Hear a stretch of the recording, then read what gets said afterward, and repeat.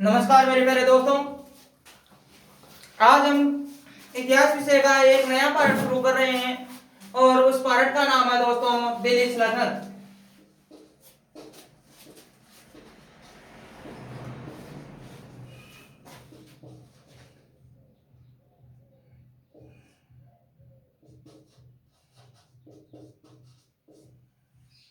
कौन सा है दोस्तों? दिल्ली सल्तनत अर्थात दिल्ली पर मुस्लिम। दोस्तों दिल्ली सल्तनत शुरू हुआ था 1206 से शुरू और 1526 अर्थात 1526 में मुगल आता है बाबर और वह मुगल काल की स्थापना कर देता है। दोस्तों है दिल्ली सल्तनत। इस समय दिल्ली में कौन शासक था दोस्तों? इस समय दिल्ली और अजमेर, यहां पर शासक था दोस्तों पृथ्वीराज तृतीय अर्थात सोमेश्वर का पुत्र पृथ्वीराज तृतीय शासक है। इधर से एक मुस्लिम लोग आता है और उसका नाम है दोस्तों मोहम्मद गौरी। दोस्तों शासक का नाम है मोहम्मद गौरी। यह गजनवी का शासक था। कहां का दोस्तों? गजनवी का। और यह आक्रमण करता है, प्रथम आक्रमण करता है दोस्तों मुल्तान पर।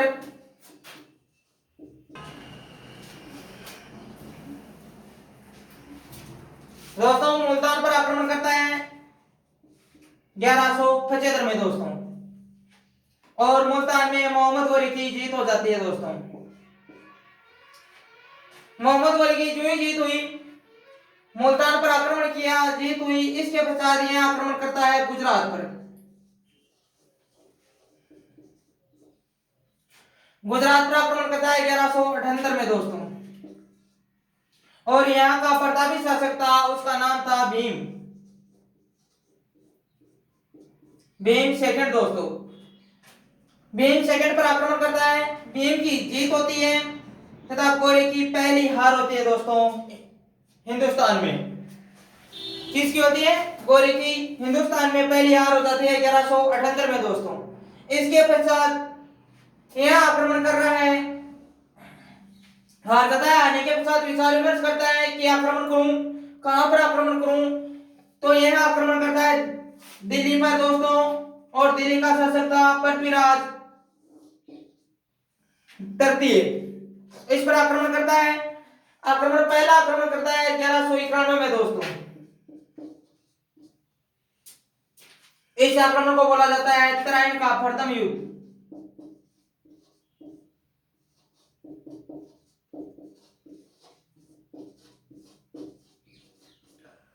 ग्यारह सौ इक्यानवे में दोस्तों। इसके पश्चात यह हार जाता है कौन? गौरी हार जाता है इस युद्ध में। पृथ्वीराज तृतीय बहुत बुरी तरह इसको हराया, यह मैदान छोड़कर भाग जाता है दोस्तों। इसके पश्चात यह हरा हुआ है, इस कारण दोबारा विचार विमर्श करता है कि पृथ्वीराज पर आक्रमण करूं। तो यह अगले साल 1192 में आक्रमण करता है दोस्तों। उसको भी बोलते हैं तराइन का युद्ध, और इस युद्ध में पृथ्वीराज हार जाता है दोस्तों। कौन से युद्ध में दोस्तों? दूसरे युद्ध में, तराइन के दूसरे युद्ध में पृथ्वीराज हार जाता है। हारने के पश्चात पृथ्वीराज को बंदी बनाया जाता है तथा गजनी ले जाकर खाने चल जाता है दोस्तों। गजनी सिरसा के नामक स्थान से इसको गिरफ्तार किया गया था। गजनी ले जाया जाता है। गजनी ले जाए जाने के पश्चात एक कहावत है दोस्तों, इसका दोस्त था चंद्रबरदाई, और उसने बोला था कि 4 बार 24 गज अंगुल अष्ट प्रमाण ताऊ पर सुल्तान है मत चुके चौहान। कौन बोलता है? चंद्रबरदाई बोलता है दोस्तों।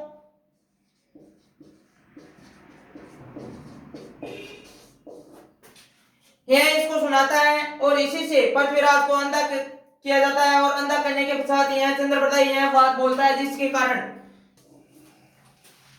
यह चंद्रबरदाई गया था, और चंद्रबरदाई के कहने पर ही पृथ्वीराज को अंधा किया जाता है। अंदर कहने के पश्चात चंद्रप्रदाई बोलता है यह कहावत जो 4 बांस 24 गज अष्टलंगोल प्रमाण ताओ पर सुल्तान मत के समान। यह बोलता है तो पृथ्वीराज जी अपनी तीर से अर्थात इस गोरी की हत्या करता है दोस्तों। यह बात लिखता है चंद्रप्रदाई पृथ्वीराज रासो में दोस्तों।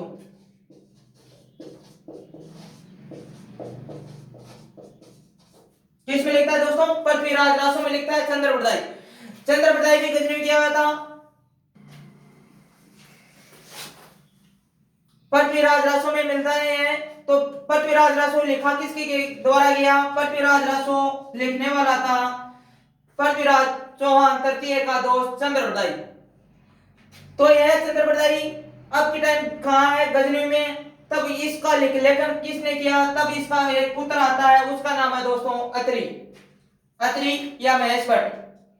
यह इसका विस्तार पूर्वक वर्णन करता है। इसके पश्चात पृथ्वीराज के बाद में दिल्ली पर शासक कौन बनता है दोस्तों? वह डिटेल हम आगे देखेंगे।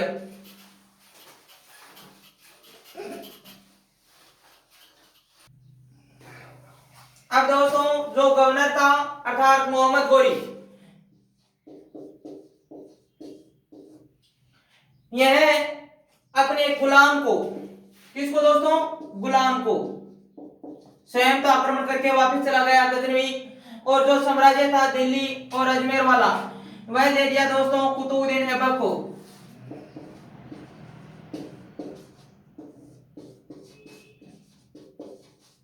किसको दे दिया दोस्तों? कुतुबुद्दीन ऐबक को। इतना बोलता है कि यह दिल्ली और अजमेर वाला प्रांत है, यह तू रख, इसकी साल संभाल तू ही करेगा। तो कुतुबुद्दीन ऐबक एक गुलाम है। यह गुलाम पहले बचपन से ही इसको बेचा गया था दोस्तों। कुतुबुद्दीन ऐबक को बेचा निशापुर बाजार में लाया गया दोस्तों।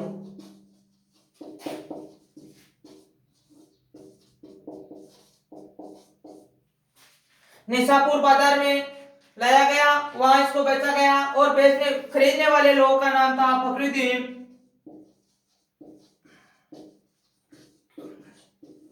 फखरुद्दीन अजीज कुटी।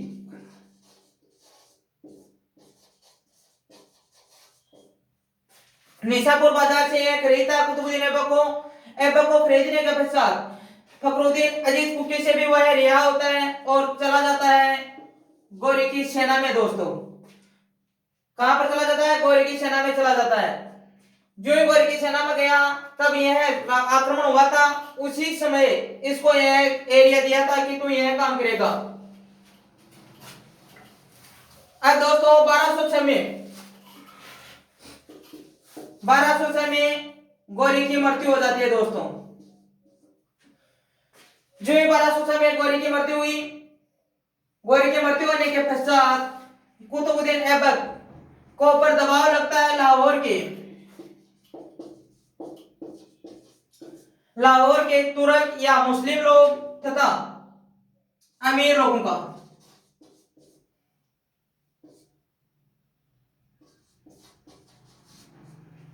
अमीर तुर्कों का लगता है प्रभाव लगने के कारण कुतुबुद्दीन ऐबक सिंहासन पर आसीन होता है। इसका सिंहासन राज्याभिषेक हुआ था दोस्तों 25 जून 1206 को। कहां होता है दोस्तों? तो इसका राज्याभिषेक होता है लाहौर में। राज्याभिषेक लाहौर में होता है तथा लाहौर को अपनी राजधानी बना लेता है दोस्तों। जो ये राजधानी बनाता है वहां पर इसने उपाधि धारण की थी दोस्तों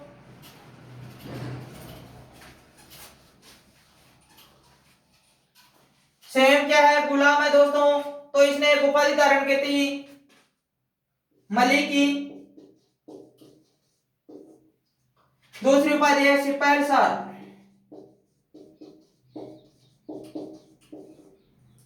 तथा दोस्तों कुरान पढ़ने में इतना भयंकर दक्ष था। किसमें दोस्तों? कुरान पढ़ने में। तब इसको कुरान खा के नाम से भी जाना जाता है दोस्तों।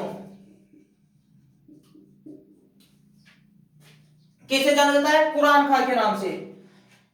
यह इतनी उपाधि धारण करता है तथा अब राजा बन गया है तो दोस्तों क्या फकीर वाला काम करेगा? अब तो जो दान करेगा तो वह लाखों में करेगा, तो इसको एक दानशीलता की भी उपाधि मिलती है दोस्तों। दान भी लाखों रुपए में करता था। क्या उपाधि है? लाख बख्श सुल्तान।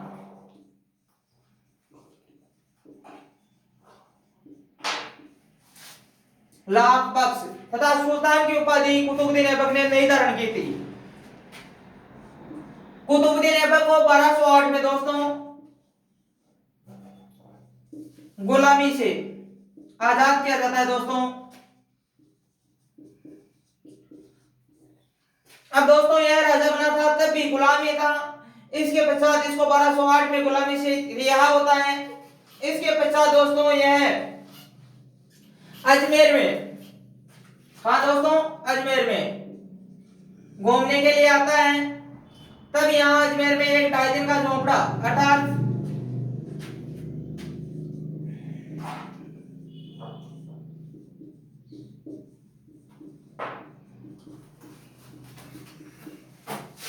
कौन सा है दोस्तों? 2.5 दिन का झोपड़ा। इसको पहले बोला जाता था संस्कृति कंठावरण।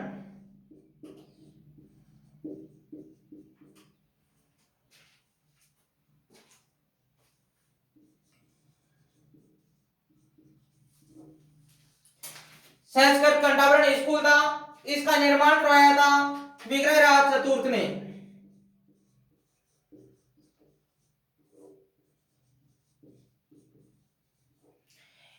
यह निर्माण कराता है विग्रहराज चतुर्थ, लेकिन अजमेर में कुतुबुद्दीन ऐबक आता है और इसका अर्थात इसको खंडहर कर देता है, तुड़वा देता है। तुड़वाने के पश्चात 2.5 दिन का झोपड़ा मस्जिद बनाता है।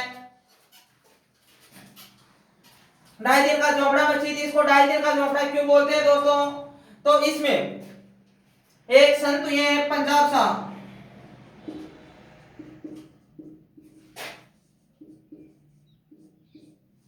पंजाब साहब और इनका उर्स लगता है दोस्तों।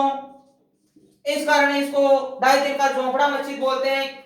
केवल 2/2.5 दिन लगता है यह उर्स। इसके पश्चात दोस्तों कुतुबुद्दीन ऐबक का गुरु आता है दिल्ली में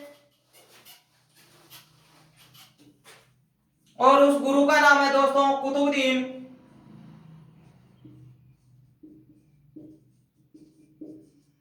बख्तियार।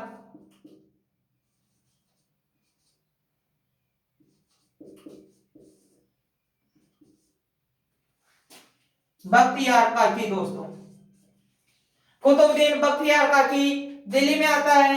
कहां आता है दोस्तों? दिल्ली में। तो दोस्तों दिल्ली में जो प्रवेश होता है तब कुतुबुद्दीन ऐबक को पता चलता है कि तेरा पीर या तेरा गुरु कुतुबुद्दीन बख्तियार काकी दिल्ली में प्रवेश कर गया है। तो उनके उपलक्ष्य में अर्थात उनको सम्मान करने के लिए, क्या करने के लिए दोस्तों? सम्मान करने के लिए इसने एक बिल्डिंग का निर्माण करवाता है। उसका नाम है दोस्तों कुतुब मीनार। कुतुब मीनार का निर्माण कार्य प्रारंभ करवाता है कि मेरा गुरु आया है और इसके उपलक्ष्य में मैं कुतुब मीनार का निर्माण करवा रहा हूं। कुतुब मीनार 5 मंजिली है दोस्तों। कितनी मंजिली है? 5 मंजिली है, लेकिन इसने एक माला तक ही काम करवाया था, 1 मंजिल तक ही काम करवाया था। इसके पश्चात अगला शासक आएगा जो इल्तुतमिश था और इल्तुतमिश ने 5 मंजिलों का निर्माण करवाया है। अब दोस्तों यह शासक बना हुआ है। इसके पश्चात अब दोस्तों शासक है, राजा है, तो कुछ ना कुछ दिल में ख्याल अलग ही आएंगे। तो यह 1210 की बात है दोस्तों। पोलो कह रहा था, पोलो या हिंदी में देखा जाए तब चौगान। क्या कह रहा था दोस्तों? चौगान कह रहा था। चौगान खेलते हुए 1210 में घोड़े से नीचे गिर जाता है।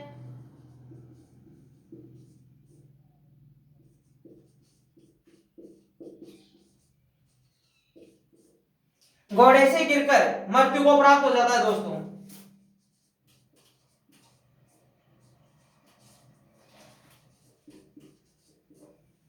1210 में। अब पोलो खेल में कितने खिलाड़ी होते हैं दोस्तों? पोलो खेल में 4 खिलाड़ी होते हैं दोस्तों। देख लो, इंग्लिश में नाम देखा जाए तब यह नाम है, तो इसमें कैसे अनुमान लगाएंगे कि 4 खिलाड़ी होते हैं दोस्तों। इसके पश्चात यह कुतुबुद्दीन ऐबक।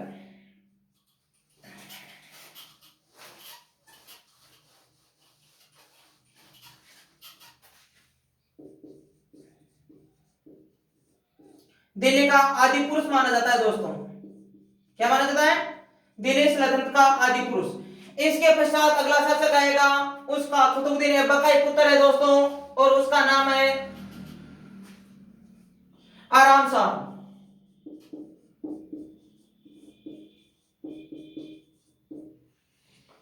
जो ही कुतुबुद्दीन ऐबक की मृत्यु हुई तो आराम शाह राजगद्दी पर बैठा। आराम शाह जो ही राजगद्दी पर बैठा तब कुतुबुद्दीन ऐबक का एक गुलाम था जिसका नाम है दोस्तों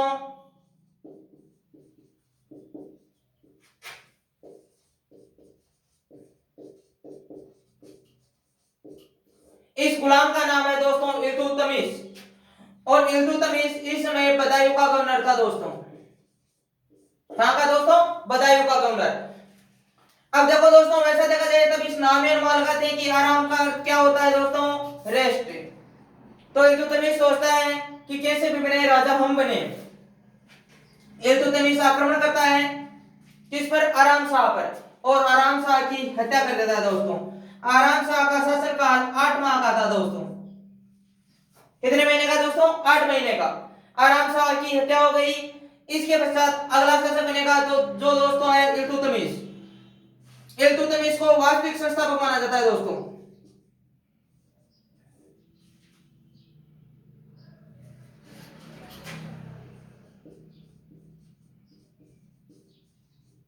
क्या माना जाता है दोस्तों? वास्तविक संस्थापक।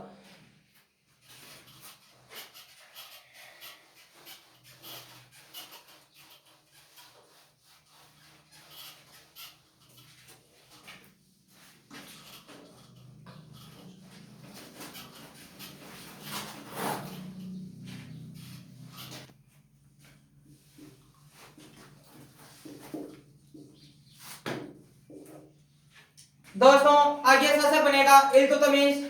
और इल्तुतमिश के बाद में हम आगे जो गुलाम वंश है, गुलाम वंश पूरा करेंगे दोस्तों। देखा जाए तब दोस्तों दिल्ली सल्तनत में 5 वंश आते हैं दोस्तों। पहला है गुलाम वंश, जिसका कार्य शुरू है 1206 से 1290 तक दोस्तों। इसके पश्चात आता है खिलजी वंश,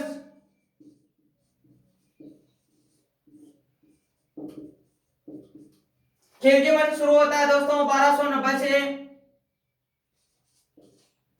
1320 तक। इसके पश्चात आता है दोस्तों